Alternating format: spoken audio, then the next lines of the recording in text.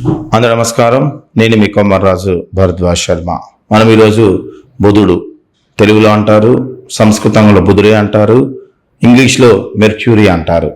మరి అతి చిన్న గ్రహం, సూర్యుడికి సమీపంలో ఉంటుంది. అందుకనే మనము జ్యోతిష్ శాస్త్రంలో మనము జాత చక్రం చేసేటప్పుడు సూర్యుడికి దగ్గరలో కానీ, సూర్యుడి పక్కన కానీ, సూర్యుడు వెనక కానీ, సూర్యుడు ముందు కానీ మనకి మాత్రమే బుధుడు ఉంటా అంటారు.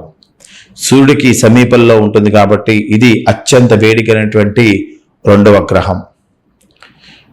దీనిలో మనము +350 డిగ్రీల ఉష్ణోగ్రత ఉంటుంది.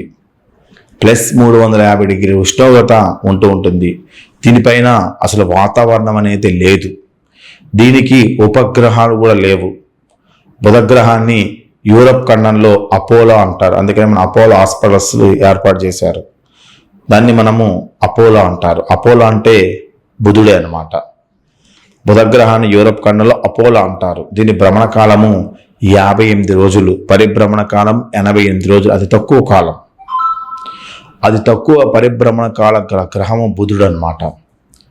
బుధ గ్రహం పైకి పంపిన ఉపగ్రహాలు మైర్నర్ 10, మెసెంజరు, ఇవన్నీ కూడా మనకి ఉపగ్రహాలు అక్కడికి పంపించడం జరిగింది.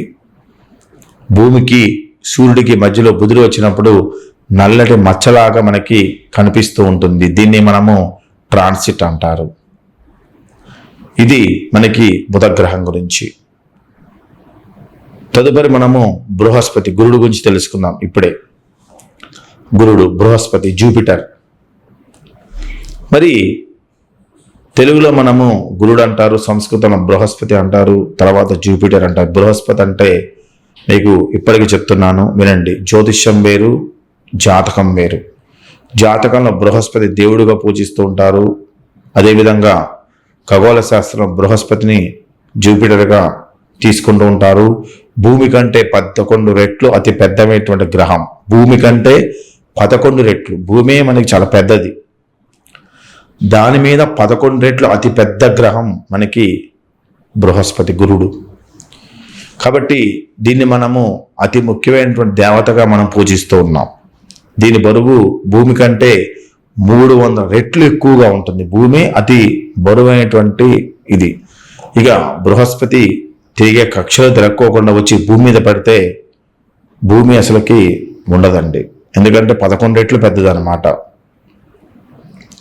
దీని భ్రమణ కాలము 9 గంటల 50 నిమిషాలు. అంత 11 రెట్లుగా ఉన్నటువంటి గ్రహం, అతి వేగంగా తిరిగేటువంటి గ్రహం ఇది.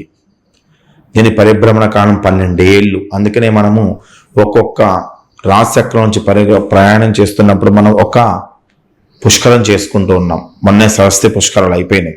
ఆ విధంగా 12 ఏళ్ళు పరిభ్రమణ కాలం పడుతూ ఉంటుంది. ఈ గ్రహం అనేది మనకి తెల్లగా కనిపిస్తూ ఉంటుంది.